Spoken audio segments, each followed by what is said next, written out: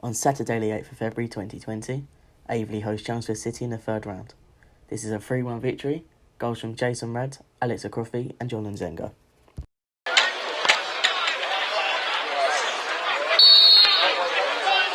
Freaking right.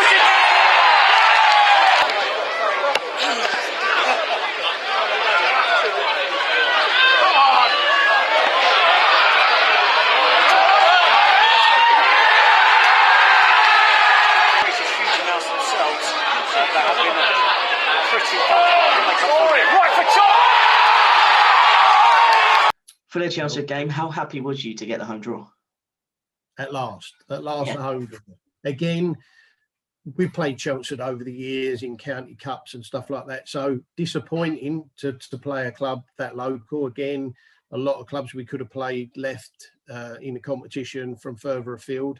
But glad it was at home rather than away. And a chance for our fans to see how well our lads had done in the trophy in particular. And the sad thing about it was that during the trophy run, right from pre-Christmas, with some great victories over Carshalton, Hornchurch, Taunton, that we had hardly any games at home. Yeah. So we were building a good fan base up that were coming to these trophy games away from home. So the crowd at home to Chelmsford, I think, was about 800 and 900 people, something like that.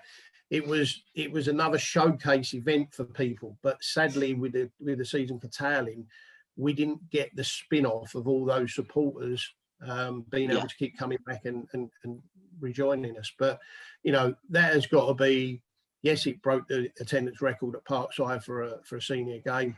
That has got to be one of the most dramatic, nerve-jangling, whatever you want to call it, games that I've witnessed, really. And to think that Jon Nzengo in injury time pulls one out and puts it in the top bins, he's, it just typified the whole day, really. Fantastic. So you touched on the attendance number. Did you know, or did you have a feeling before the game that you was going to get that sort of number in Parkside? It was very difficult. Chelmsford were saying that they expected to bring about between 300 and 500. So I was hoping trophy games in general, FA Cup games in general, for some reason, are not as well supported as our league games. I was hoping, I'd have been disappointed if it had been 650, 700. I was hoping for a bit more. So, when it rung in at nearly 900, that was great. Yeah. The lead up to the match, how much work went into it?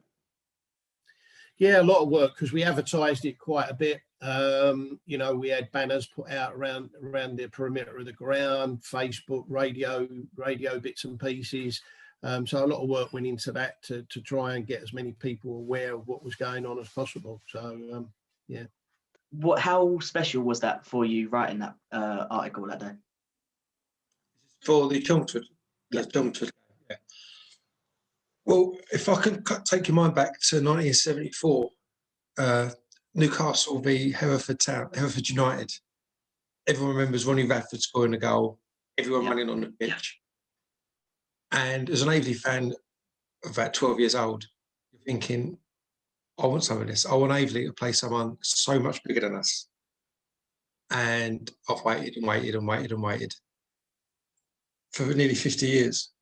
And every time we get further in the FA Cup, 1984, we got to the fourth round, got beat by Dagenham. One round we could have got someone like Wolverhampton Wanderers or Sheffield Wednesday or someone. Yeah. that fell at the wayside. Nothing in the 90s, a few nibbles in the 2000s, and then we got to the last 32, I think, of the trophy. This is where the conference clubs come, the National League sides come in. So, and then we get Hornchurch, and I'm like, not Hornchurch. They're going to beat us. Another dream, another year. Yeah. We beat Hornchurch, so we're now in the last 16. So I'm thinking, no, now we're going to get someone, Torquay or someone. And then we get Chelmsford. I'm like, no, not Chelmsford. Chelmsford, like National League South, fairly big side. But we've played them so many times. There's no glamour in playing Chelmsford. And I could not see a way of beating Chelmsford. As it turned out, he was fairly comfortable, actually. So, in a way, I wasn't excited about the Chelmsford game. It was just fear of dread. It was like, we've come this far and it's going to foul. And I shouldn't have worried because it was a piece of cake. And Jon Nzengo, in the 89th minute, just made everyone very, very happy. Yeah. What a strike. I'll still drink for him to this day. Cheers, Jon. They're 2 divisions above. How did that change the training sessions before leading up to that? Chelmsford was, again, it was the last sort, the stars sort of line up. Their manager walked out a week before we were playing. A player manager had now come in, and he probably didn't know his proper starting 11 properly and or a system. Whereas we were flying in the league by then. We pretty much knew our set 11. We knew our formation. So I say set 11. There was probably 13, 14 that whoever come in would do a job. So we had our sort of core team. Despite an injury, someone would come in, fill in, do a great job. So yeah, at that stage we were sort of flying, and they'd just lost their manager and sort of towels were down. But again, nothing changed. Nothing, kept everything the same in training. We kept everything the same on a match day, and that game was again one for the record books, especially for Aveley fans. It had everything, didn't it? To see a packed Parkside and the final whistle after the third goal. Yeah.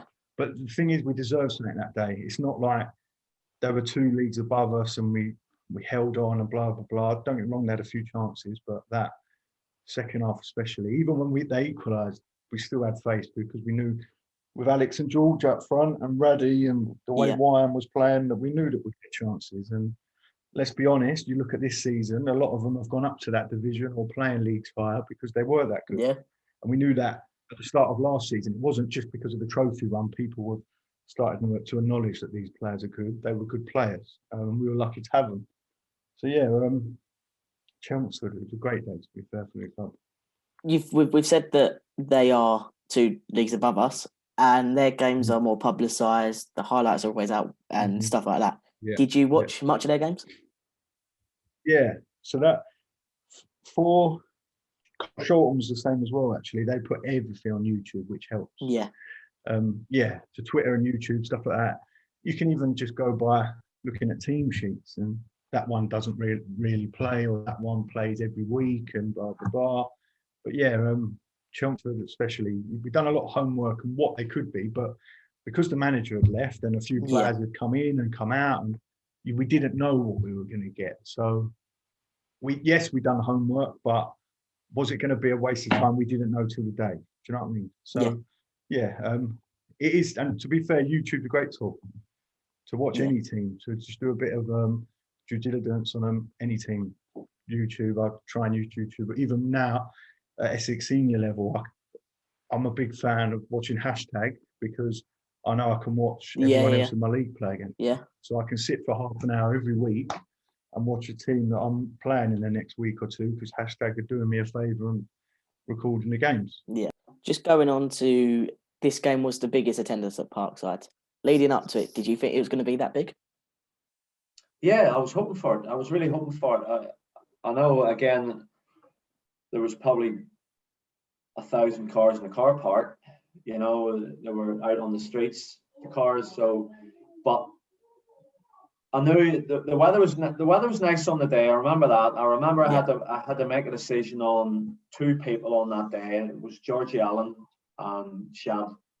Probably Shad was probably the harshest one because I had Connor who was just coming back and I had Goody who had an injury. And I felt that I needed a bit more in there, and I felt with George, he wasn't right yet. George Allen wasn't right yet when it's centre half. So it would have been a little bit unfair, especially with the boy up top, Higgins. So I stuck when we two centre half thing wasn't a problem. I had a chat with George, but I had to drop Shad out to be more stable in the centre midfield area, more defensively organised, and that was a bit harsh on him, Shad. But on the day, I felt that I remember warming up, and there was more and more people coming into the ground. There was more and more, buzz around the ground. It was a lovely day, and I remember the boys warming up. I remember them being really excited, and I was standing with Jack, and I just said to Jack, I don't want us to be the the Lord Mayor show. I didn't want it to be the Lord Mayor show. It's a cup game. Let's get it right. I don't care whose mums and dads are there, whose girlfriends or boyfriends are there. I'm telling you now, this is us focus on the game. So when they stopped the warm up, I got them together and said, I reminded them how hard it was to get to the Chelmsford game, and it's not the Lord Mayor show. It's a game that it's a one-off. That was starting to creep into the team talks as well. The game started to be one-off games. My view on the cup run was, it was a free hit. My job's the league. Free hit. It's a free hit. We'd run out of them. By the time we got to Chelmsford, we had run out of free hits. So my view was, let's go and win it. Let's really go and win the game. Let's not go and try and impress anybody other than ourselves or me as manager. You go out and work hard, and we could get something out of this game. Going on to Jason's goal, the first goal of the day, I spoke to one of the boys before, and he said that after training they'd stay behind, do some set pieces, free kicks, penalties, and that. Did you stay and watch them at any time? No, I went home. Yeah. I leave it up to them. They want to stay out. There's the balls. But I would do some work with the strikers maybe once in a while if they want to. But in terms of setting up free kicks and practicing all that type of stuff, you can practice penalties. We did practice penalties because we got to that point where in the one-off game we knew it was penalties, so we knew our lineup for the penalties. We were never that naive. But with people like that, with situations, with corners, with set pieces, if it's a dead ball situation, take it. If you're in a position where you can have a shot on goal, have a shot on goal. It's pretty simple. If you're taking a corner kick, if I'm not asking you to do a short corner kick, put it in the box. It's a corner kick. Don't over complicate it. With Jason's goal, I did think the goalkeeper showed a lot to that side. Yeah, he did. Jason put it. I did think, and the build up to it, I did think he showed him a lot. But Jason was always going to take it. It was never for me to turn around and say, right, you're doing in this situation, you're taking that. Jason was always going to take that free kick. He scored it, and then after that, it was the fact of that little period after that of nailing the game down. I believe during that game, really, I didn't think we played as well as what we could have, but maybe they didn't let us do that either, you know. So I give them credit where I'm saying that our teams didn't give us. Give them that credit that they shut us down quicker. We never found that extra pass to open them up. So going into halftime to be 1-0 up was terrific. Your goal was the first out of three. That free kick, what was going through your mind before you took that? I was just very confident at the stage. Like, I feel I scored a few free kicks in that season, and I have a feeling, when I know I'm either gonna hit it where I want, maybe the keeper will save it, but I know that I'm gonna put it where I want to. Sometimes when I step over the ball, sometimes I don't have that confidence, and that was one of those moments where I just knew that I'm gonna put it over the wall and into the corner, and if the keeper gets there, he gets there. But he left a big gap. It was more of a lot of my free kicks of just placement. The keepers often leave too much one side, and I just need to put it there from close range. So luckily I did that, and it was a great feeling. I was behind the goal for that goal, and the way it just went over and dipped, the technique on that was perfect. How much did you practice that? Yeah, I mean, I practice my free kicks quite a bit. So I know how I want to hit it. Obviously, it doesn't always come off.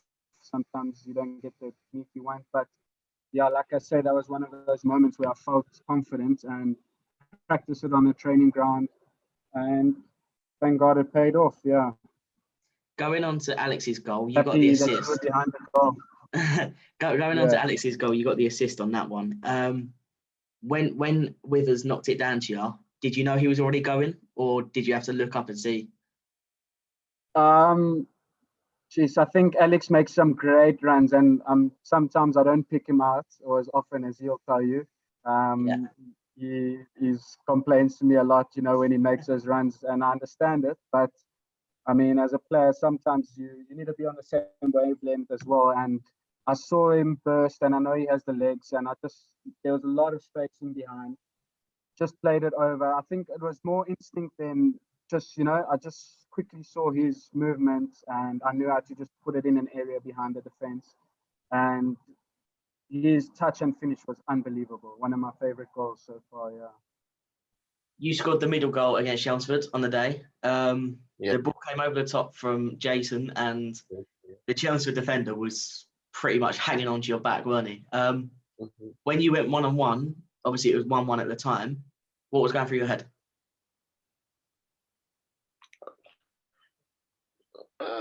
How do I want to celebrate? Now, once I was past the defender, the only thing he could have done is brought me down. So from then, I just had to concentrate on scoring, really. But yeah, 88th minute, it was nice. So that game was, as everyone knows, the biggest attendance at Parkside. When that ball crossed the line, there was, I'd say, a fairly loud cheer. How did that feel for you? You don't those from the moment you score until you for 10 seconds after. I can't explain it to you, but you don't feel like yourself. You don't know what's going on. You ain't got. I don't know. Maybe for other players it's different, but especially in a big game like that, from the moment you score, probably even before that, I don't remember any from. Yeah. I don't remember like being inside my body. From the moment I probably get the touch past the defender to once everyone's finished celebrating, you can't. I can't explain it. It's just strange. Going on to Alex's goal, you was involved with that one. Can you just talk us through it? Yeah, I remember the ball going back to the goalkeeper, I think it was. Yeah. And he's cleared it. And yeah, I just thought, look, I've got to win the header here, sort of thing, in midfield. So got up quite well, headed it down to Jace, who's literally like sort of just lobbed one over the centre half's head for us to run on and finish. So when I passed it to Jason, I've seen him sort of pass the ball like good time, and I thought, come on out, but we need this, because I think we just conceded, didn't we, as well, like fairly early, sort of shortly before that. So it almost killed their momentum. Obviously, they were still going to press and try and get that goal, but for us I think it showed the sort of character of the side, for us to be leading for so long, and I don't think they deserved necessarily to get the goal. So for us to then bounce back, get the goal, and yeah, again, I know it was only a header, it's my job sort of thing, but yeah, I suppose play a part is always nice. It's about the only highlight package I've got onto for the whole trophy run, but yeah, I'll take that one. Steve, you missed the first half. Why was that?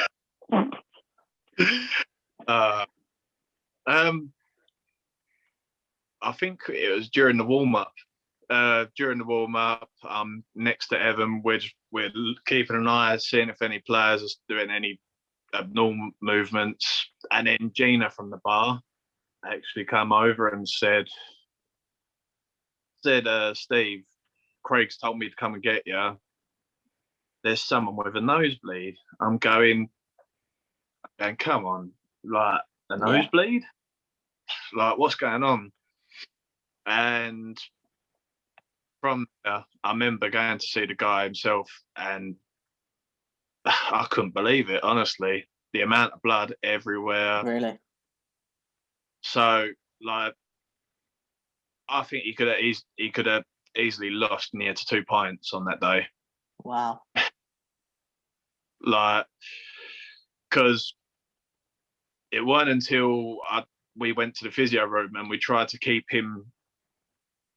We tried to try and keep the nose like pinched, which there's new techniques, but it's either from there the nose plugs with the Vaseline. If not that, it'll be just simple nose plugs because you've got to take into like allergies. But when you do this, you'll ask them beforehand. But none of them were working. So I remember just for the first 45, just sitting in a room with this guy who actually, believe it or not, come all the way from Taunton. Really?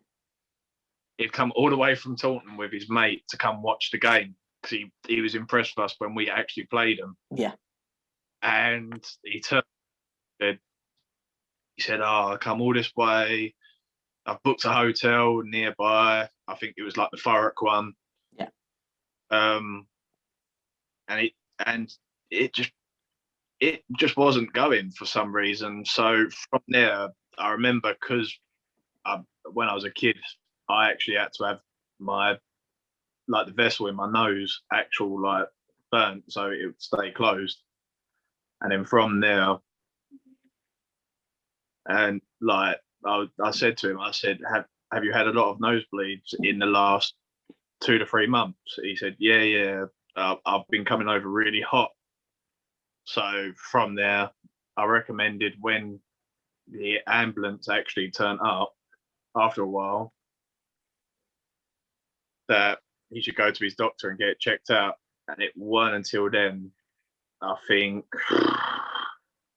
it was quite a good 2-3 months later, we actually got a letter from him saying thank you.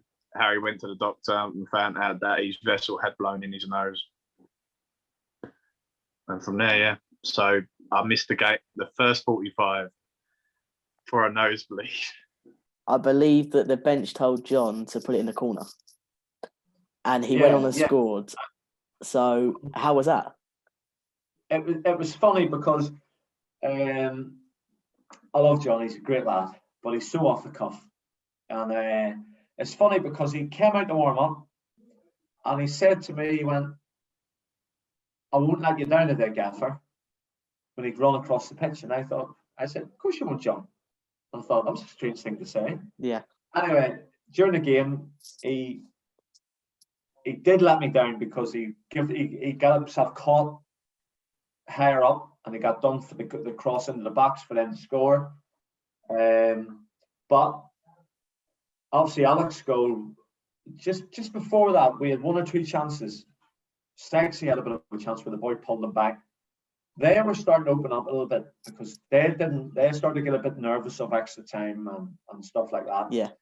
We were just in the zone, as you call it. Credit to Alex. Alex's goal was a great goal. But with Jon, literally what I did was I think I took Sexy off and put George Allen in the back 5 then. Yeah. When we scored Alex. As soon as Alex scored, I took Sexy off. I put George Allen on, which I did at Hornchurch as well with George. But with Jon, he has that jink in him. He came inside, he was right in front of me, and he jinked, and he took it on his left, and he jinked onto his right, and I just said to him, "Take it into the corner. Put it in the corner, Jon." In no uncertain terms, I said that to him with a bit of language.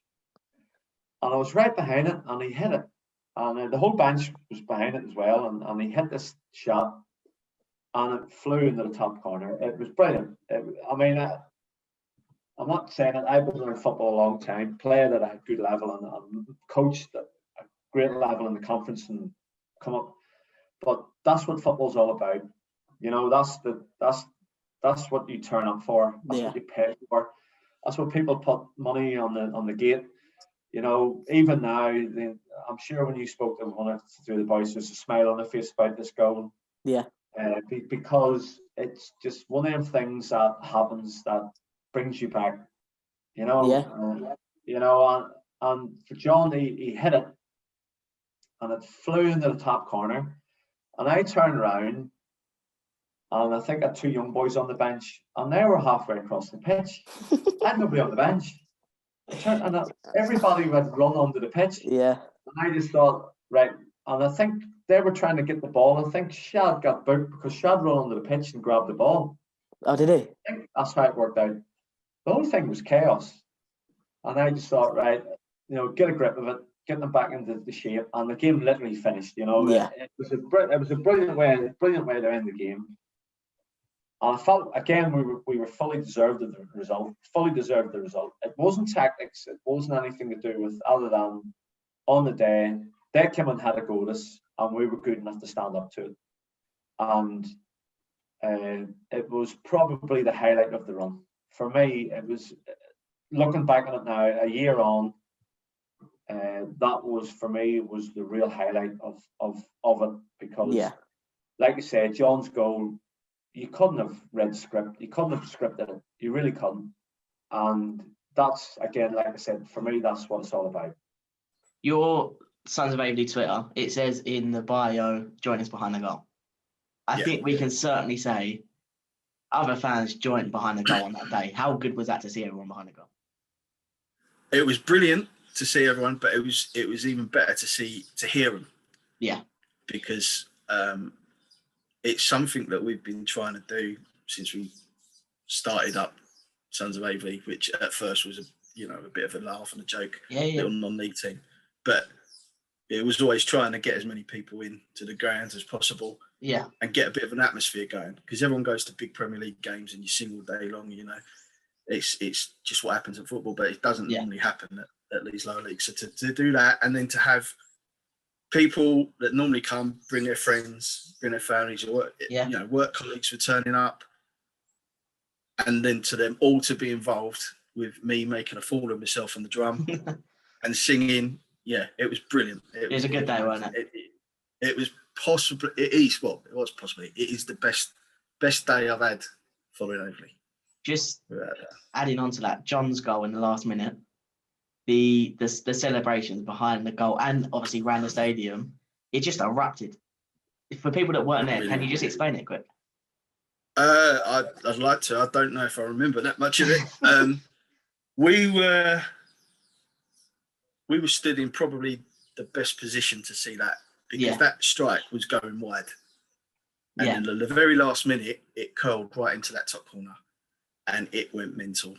Everyone was just going crazy. Limbs were literally being thrown everywhere. Pints were being thrown everywhere. Yeah.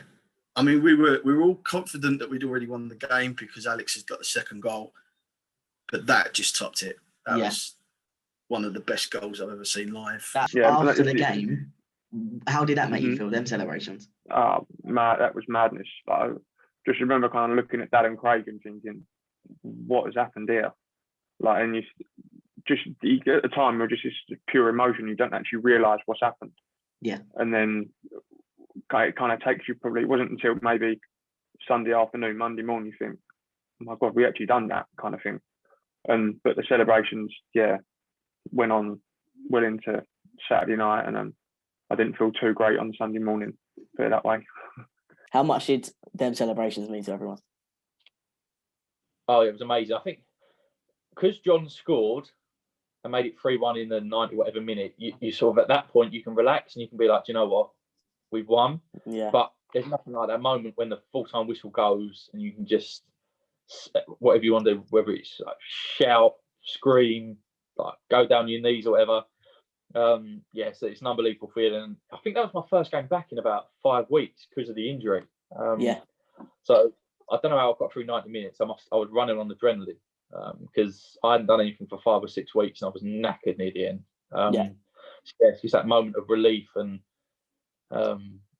hearing all the fans sort of celebrate, seeing them all run on the pitch. My little niece come along and watch. She's only sort of about 2. She hasn't got a clue what's going on, but sort of used to run on the pitch with her, so I just sort of cuddled her. I tried finding my old man as well because he sort of comes to all the games, whatever gives me enough stick.